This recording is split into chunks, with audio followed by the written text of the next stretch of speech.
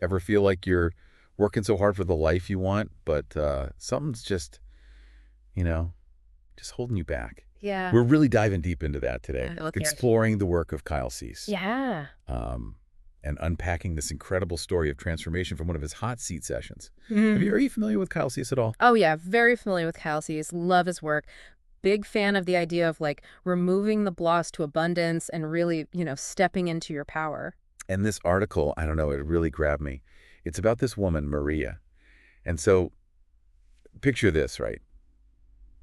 She's got the passion, she's driven, but financially, things just aren't flowing. Right. And she's longing for a partner, but something's keeping her guarded. Interesting. And the thing is, deep down, she believes abundance is out there for her. Yeah, I mean that's the thing, right? It's like we hear these stories, personal development stories, and we often see ourselves in them Yeah. because it's like how many times have we encountered that? Like we know on some level what we want is out there, but then there's that gap, right? Between kind of the desire and it actually showing up in our lives. So where's the disconnect? Well, and this is where I think the article does a nice job of kind of teasing apart this paradox, which is that sometimes that deep desire and seeking for something can actually block us from receiving it It's true. because we get so caught up in this driving, the pursuit. And it's almost like we start to believe that we have to kind of earn it, right? Like we haven't proven ourselves worthy yet. Oh, 100%.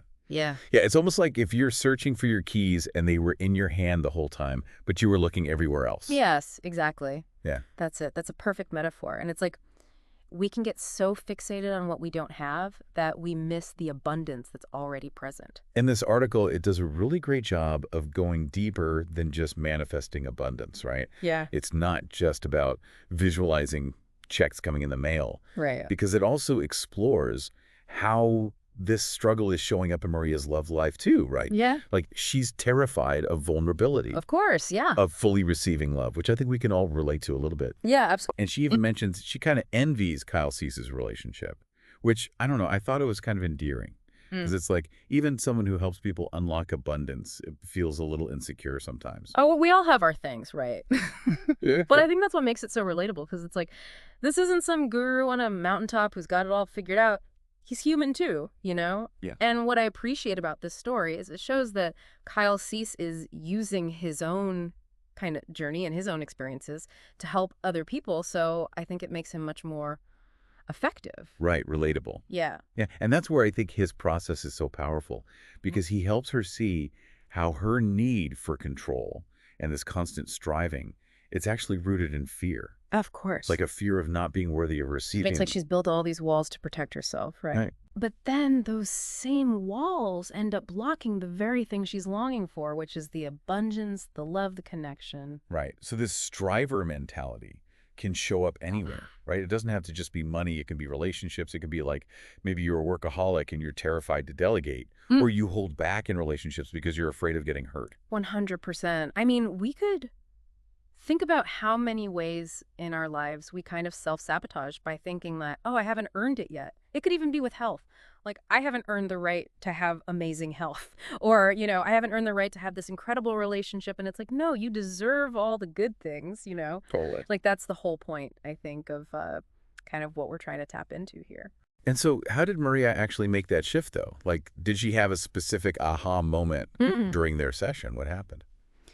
Well, yeah. And I mean, the article kind of highlights that Kyle helps her identify this pattern she has, that she's constantly seeking this external validation Right. instead of recognizing her inherent worthiness, right? Right. And so much of what I think he does is like help her shift that focus inward and really start to cultivate that self-love, that self-acceptance. So it sounds like there was a lot of work on her part involved, Yeah, right? It wasn't just like, snap your fingers and it happens. Oh, yeah, this is Yeah. this is the journey, right? And I think that's something, that's important to emphasize is like there are tools and techniques that we can use and, obviously working with someone like Kyle can be incredibly powerful, but at the end of the day it's about us doing our own inner work and making those choices to show up differently. So it's not like magic.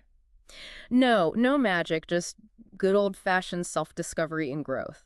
But I think what's interesting is that once those shifts start happening internally, the article talks about how things start to change externally as well for Maria. And so what were the results? Give us the good stuff. Like, Yeah. what happened? All right, well, fast forward 3 months after this intensive, Maria's life has really taken a turn. And Okay. it's not just in one area, it's like across the board. So, first of all, she decides to pursue this passion project she'd been putting off for years, and it really takes off in ways she never imagined. Which, again, I think points to this idea that when we release those blocks and we start operating from a place of self belief, then the universe, or however you want to think about it, conspires to support us. Right. But I think the biggest change was in her relationships, her willingness to be open, vulnerable. And it sounds like it's still unfolding, but the fact that she's willing to kind of put herself out there in that way, I think is a huge testament to the work she's done. So it wasn't just like, some magical manifestation. She actually changed her approach, her energy. Exactly. She started living from a place of self-worth, and that allowed her to show up differently in all areas of her life. And so it's like, the abundance was always there. It was just about her getting out of her own way and becoming a vibrational match for it. I love that. And it's so true. I feel like we hear all the time, leap and the net will appear. Mm-hmm. But it takes a lot of courage to do that, to actually take that leap of faith. 100%. And I think that's maybe the invitation for all of us listening, right? Is like, where in our lives are we holding on a little too tightly? Where are we trying to control the outcome instead of surrendering to the flow? I love that. What a great place to leave it. So after this deep dive, where in your own life are you holding on too tightly?